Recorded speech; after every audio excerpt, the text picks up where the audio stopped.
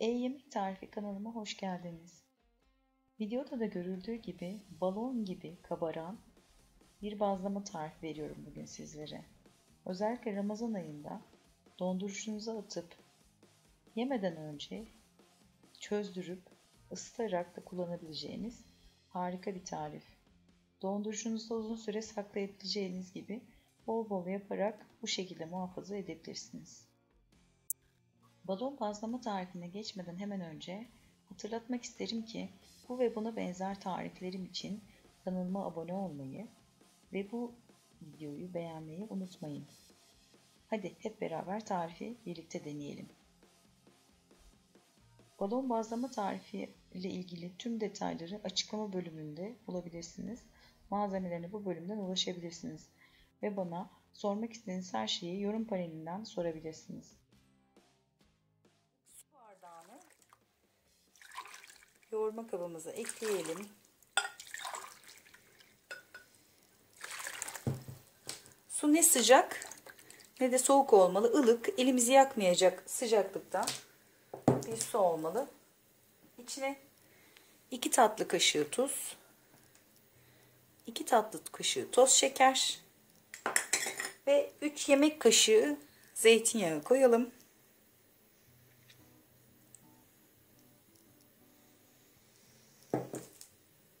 Bir tane yaş maya.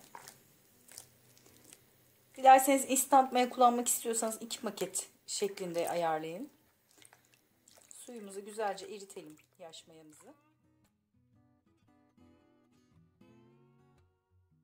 250 mililitre kullandığım ölçü bardakları 7 su bardağı un koyuyorum.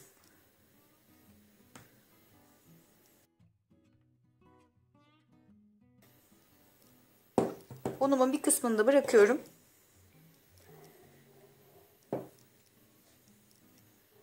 Öncelikle tahta kaşıkla bir toparlıyorum.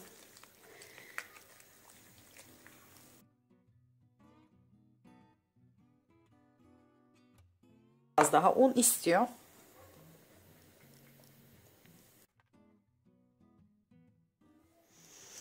İlk başta tahta kaşıkla yapıyorum ki çok fazla ele yapışkan bir hamur oluyor çünkü bu. Bir miktar daha un ekledim. Şimdi artık elimle yoğuruyorum.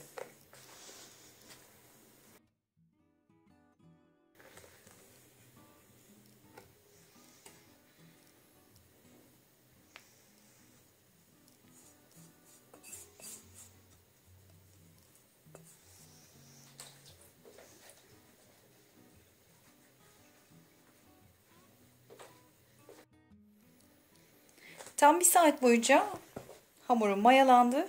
Şimdi hiç elimi değdirmeden plastik bir spatula yardımıyla ya da hamur karıştırıcıyla gazını alın.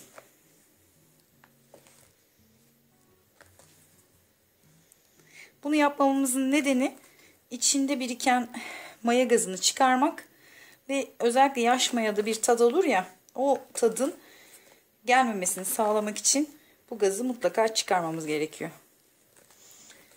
Ne kadar da güzel mayalanmış.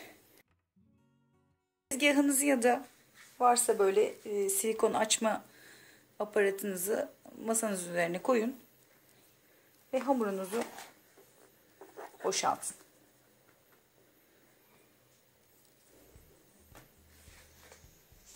Biraz daha toparlayalım. Bu aşamada ellerinizi unlayarak elinizle de yapabilirsiniz.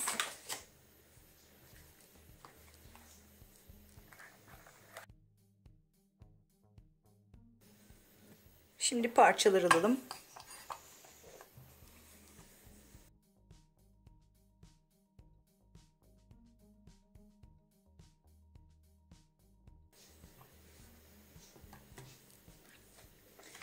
Şimdi elimizi hafif unlayarak bezeler haline getirelim.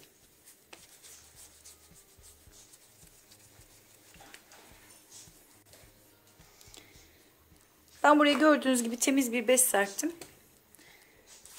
Şimdi unlayarak bezelerimi oraya koyacağım.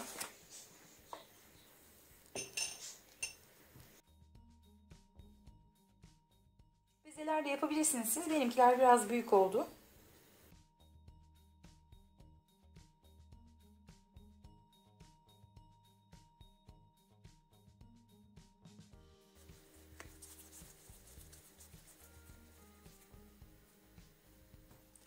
Bezelerimiz bitti. Şimdi açmayı göstereceğim. Elinizle bastırın.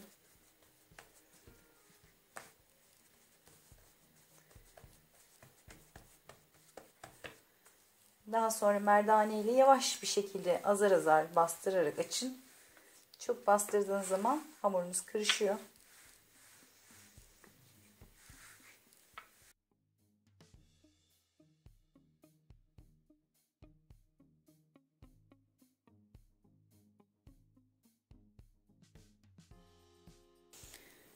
Tüm bezelerim oldu. Bezelerimi bir mutfak bezine serdim. Gördüğünüz gibi. Şimdi üstünü kapatıp mayalandırmaya bırakıyorum. 20 dakika boyunca yer mayası için bekliyorum. Öncelikle tavamı ısıtmakla başlıyorum. Böyle orta bir göze tavamı yerleştirdim. 2-3 dakika boyunca ısınmasını bekleyeceğim. Şimdi bazlamamı koyuyorum. Varsa evinizde döküm düz tava, onunla da yapabilirsiniz. Ya da benim gibi krep tavası da tercih edebilirsiniz. Gördüğünüz gibi hafif hafif kabarmaya başladı. Diğer yanını çeviriyorum.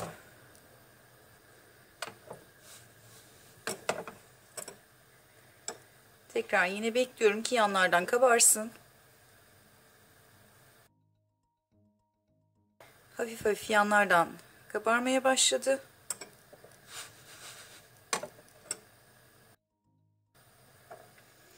Şimdi diğer yana tekrar çeviriyorum.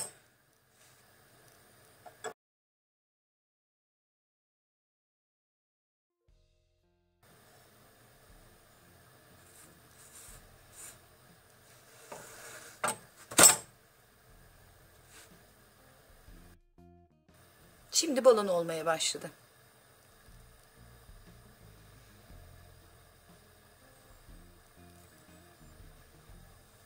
Dört çevirmenin sonunda balon oldu.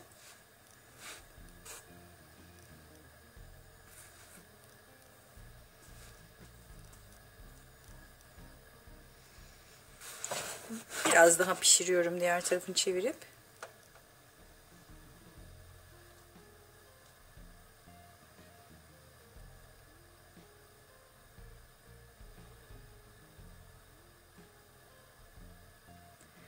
Her bir bazlama için yaklaşık 3 dakikada, 3,5 dakikada pişiyor. Pişen bazlamamı tabağa alıyorum. Üzerine bir havlu örtüyorum ve diğerlerine geçiyorum.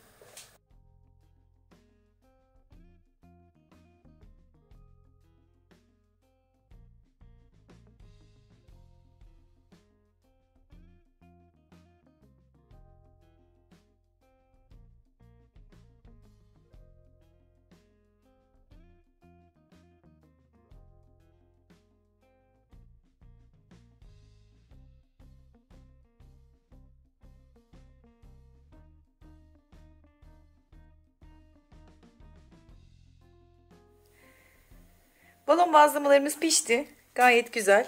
Bir doku testi yapalım sizinle birlikte. İçlerine sandviç yapabilirsiniz. Ya da şu anda kullanmayacaksanız sahurda ya da iftarda kullanmak üzere buzdolabı poşetlerinize koyabilirsiniz. Ve buzlukta saklayabilirsiniz. Biraz daha sonra hafif çözdürerek ısıtıp tekrar aynı şekilde aynı halde tüketebilirsiniz. Gayet yumuşaklar gördüğünüz gibi. Kahvaltılarınızda ya da akşamüstü çaylarınızda da eşlik edebilir bu güzel lezzet size. İstediğiniz her an kolayca yapabilirsiniz. Dikkat etmeniz gereken tüm noktaları video tarifimde de anlattım zaten. Çok teşekkür ederim beni dinlediğiniz için. Kanalımı takip etmeyi, hemen altta yorum panelinden tarifle ilgili tüm detaylar için bana ulaşmayı unutmayın. Teşekkür ederim. Hoşça kalın.